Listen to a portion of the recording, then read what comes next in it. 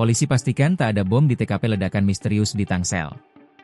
Tim Gegana Polda Metro Jaya telah melakukan sterilisasi di lokasi ledakan misterius di Jalan Talas 2, Pondok Cabe Ilir, Tangerang Selatan, Jumat, 12 September 2025. Komandan Detasemen Gegana Satbrimo Polda Metro Jaya Kompol Nofriansyah mengatakan, penyisiran dilakukan di 4 rumah yang terkena dampak paling parah dari ledakan tersebut.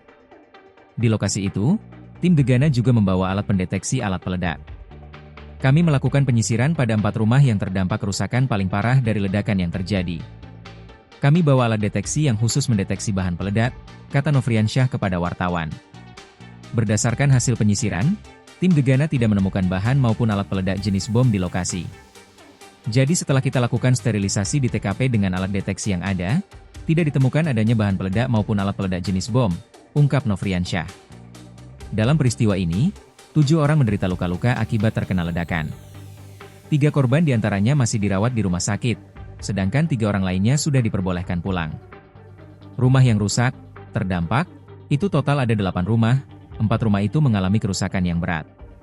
Kemudian 4 rumah mengalami kerusakan ringan, ungkap Kapolres Tangerang Selatan AKBP Victor Ingkiriwang.